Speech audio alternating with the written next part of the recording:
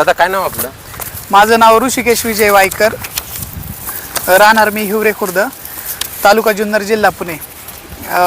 मी गेले 31 वर्षापासून या गावामध्ये राहतो आणि माझा शेती हा एक व्यवसाय आणि त्याला जोडूनच ट्रान्सपोर्ट हा व्यवसाय करतो मी. शेती करतात, शेतीच्या तुम्ही आता इथं आपल्या शेतामध्ये आलो, काय विषय नक्की? आपण शेतामध्ये आलो आहे याचं कारण असं की मी 15 ऑगस्ट 2025 रोजी शुभम ॲग्रोजमधून आपण बी घेतलं होतं येल्लोरा कंपनीचं चायना किंग. तर ते आपण 25 ऑगस्टला टाकलं आणि त्याच्यानंतर ना ती पण मी कांदा लागवडीची पण तारीख सांगतो. 25/10/2025 रोजी आपण कांदा लागवड केली. तर त्यामध्ये मला असं जाणवलं 2 महिन्यानंतर ना की हा जो कांदा आहे याच्यामध्ये जवळजवळ 200-250 डेंगळे आले होते. तर ते जगाला दिसावं नाही, एक शेतकऱ्याचं फाटकं तुटकं कार्यक्रम म्हणून मी काय केलं, ती फुलं पहिली झटक्यात आलेली फुलं तोडून तिथं पुढं खड्डा आहे तिथं कचऱ्यामध्ये टाकून ते पेटवून दिली बांधाच्या गाभाळामध्ये. आणि तरी पण नंतर ना हे प्रमाण वाढायलाच लागलं. तर मग मी दुकानदाराशी जाऊन भेटलो. तर त्यांनी मला सांगितलं की कंपनीशी आपण बोलणं करून घेऊ, येल्लोरा कंपनीशी. तर कंपनीच्या मॅनेजरला फोन केल्यानंतर त्यांनी टाळाटाळमध्ये उत्तर दिलं, ते खरीप पीक आहे, तुम्हाला ह्या सीझनला कोणी लावायला सांगितलं किंवा बरीच कारणं दिली. माझी त्यांना कशाने झालं हे मला शोधायचं होतं. त्यावेळेस मी ज्यावेळेस प्रथमतः गेलो त्यावेळेस मला शोधायचं होतं नक्की माझी शेती करण्याची पद्धत चुकीची की बी फॉल्टी आहे. त्याच्यानंतर दुकानदारांना मी म्हटलं त्यांना तुम्ही बोलवून घ्या, नाही तर मी पत्रकार परिषद घेईन, मग तुम्ही ठरवा काय करायचं ते. तर मग दुकानदारांनी मला सांगितलं की मी त्यांना फोन करून बोलून घेतो. मग 2-3 दिवशी ते आले. कुठे? वाघ साहेब शेतावरती प्लॉट व्हिजिटला आले. तर शुभम ॲग्रोजचे मॅनेजर आणि वाघ साहेब येल्लोरा कंपनीचे मॅनेजर ते दोघं जण आल्यानंतर त्यांना दाखवलं. तर ते म्हणले नाही 100% चूक आहे, काय अडचण नाही, आम्ही दुकानदाराशी बोलतो आणि कंपनीच्या मॅनेजरांना पण कळवतो. कोणाची चूक आहे 100%? त्यांनी कोणाची चूक मान्य केली? त्यांनी बियाणीची चूक मान्य केली ना. आता या संदर्भात तुम्ही अजून कोणाकडे दाद मागितली? या संदर्भात मी आता हा अर्ज दिला मी 1 तारखेला. हा जो अर्ज आहे हा मी 1 तारखेला दिलाय जुन्नर या ठिकाणी कृषी अधिकाऱ्यांना. तर कृषी अधिकाऱ्यांना अर्ज द्यायच्या आधी त्यांनी 15 दिवस मला असंच गोळवलं, आम्ही येतो बघतो करतो. आणि नंतर 1 तारखेला मी तिथं गेल्यानंतर ते मला म्हणले तुम्ही एक काम करा, तुमची तक्रार लेखी स्वरूपात द्या. म्हणलं चालेल, देतो, काही प्रॉब्लेम नाही.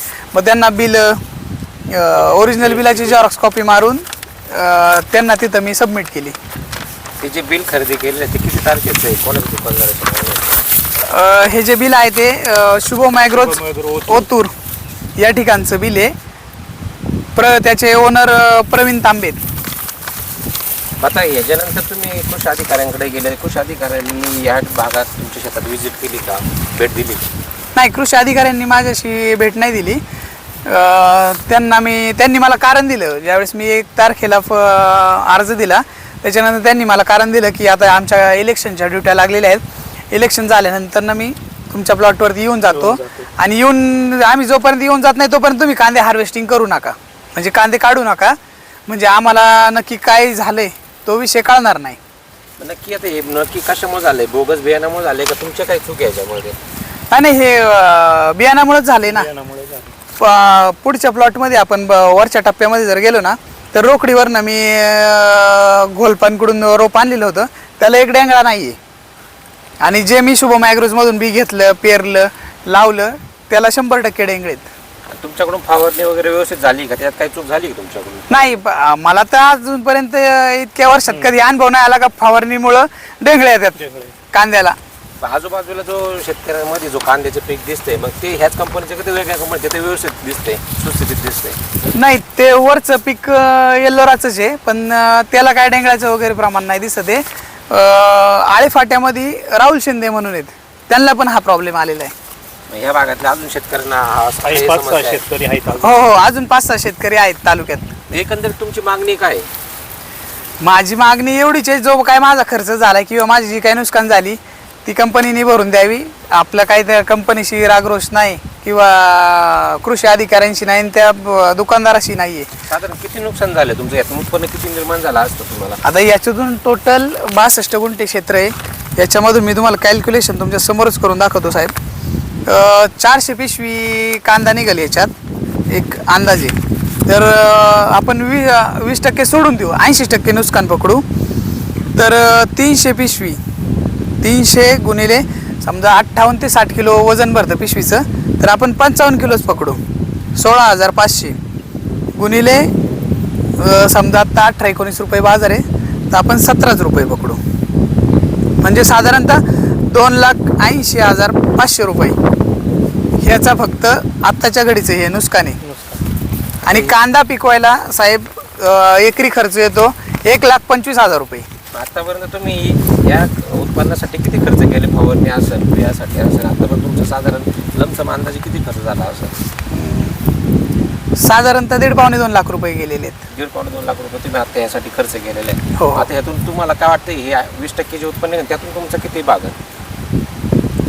त्यातून भागन म्हणजे आपल्याला, मला तरी असं वाटतंय एक 60-70 हजार रुपये भेटतील. 70 ते 80,000 रुपये. तुम्ही केलेला खर्च त्यातून भागत नाही भागत आहे. एकंदरीत तुमच्या कृषी अधिकाऱ्यांकडे पुढील दाद मागण्यासाठी काय करणार तुम्ही? काय मागणी काय पुढची तुमची? नाही, कृषी अधिकाऱ्यांना मी अर्ज दिलाय. कृषी अधिकाऱ्यांनी मला टाळाटाळ केली आहे.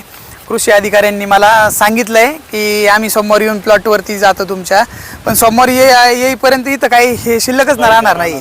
हे वाळलेली जी पात आहे ना, तुम्हाला मी दाखवतो. कांदा उपटायला गेल्यानंतर ना हा कांदा उपटून आलाय, हे बघा, हे बघा. म्हणजे डेंगळाचं एक पट नुकसान. दुसरं नुकसान हे दुबाळके कांदा. आणि तिसरं नुकसान हे जर 2-3 दिवसामध्ये कांदे काढले नाही तर चांगल्या कांद्याचं पण नुकसान होणार आहे. आता साधारणतः जर ते दुकानदारांनी किंवा कृषी अधिकाऱ्यांनी तुमची मागणी मान्य नाही केली तर तुमची पुढची भूमिका काय असते? मी सरळ कृषी अधिकाऱ्यांच्या नावाने आणि शुभम ॲग्रोज प्रवीण तांबेंच्या नावाने मी चिठ्ठी लिहून आत्महत्या करणार. या समोरच्या झाडांना आत्महत्या करणार, लांब सुद्धा कुठं जाणार नाही. ज्या ठिकाणी मला त्रास झालाय त्याच ठिकाणी मी आत्महत्या करणार.